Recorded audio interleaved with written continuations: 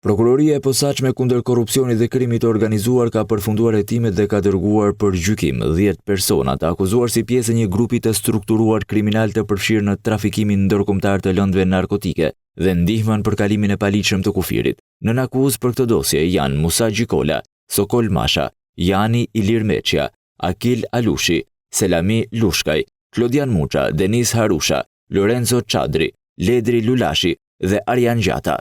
Sipas SPAK, hetimet kanë provuar se grupi ka trafikuar mbi 4.3 ton lëndë narkotike nga vendet e Amerikës Latine drejt vendeve të Bashkimit Evropian, si dhe ka organizuar kalimin e paligjshëm nga Shqipëria në Itali të 55 shtetasve sirian. Dosja hetimore tregon se grupi ka vepruar gjatë viteve 2020-2021 duke organizuar dërgesa droge nga Brazili dhe Ekuadori drejt porteve në Itali dhe Holand, si dhe nga Shqipëria drejt Greqisë dhe Gjermanisë.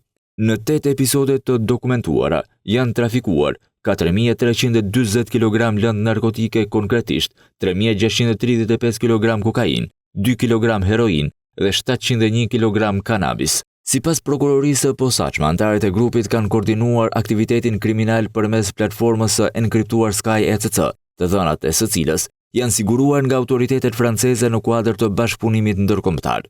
SPAK vlerëson se Musa Gjikola, Jani Meçja, Selami Lushkaj, Klodian Muça, Denis Harusha dhe Lorenzo Çadri kanë pasur role drejtuese dhe financuese në aktivitetin kriminal, ndërsa Sokol Masha, Akil Alushi, Ledri Lulashi dhe Arjan Gjata dyshohet se kanë qenë pjesëmarrës aktiv në operacionet e grupit. Po ashtu, Sokol Masha dhe Akil Alushi akuzohen se kanë organizuar kalimin e paligjshëm të 55 shtetasve sirian nga Shqipëria drejt Italisë. Prokuroria e posaçme bën me dije se hetimet vijojnë për identifikimin e personave të tjerë të përfshirë në këtë aktivitet kriminal ndërkombëtar.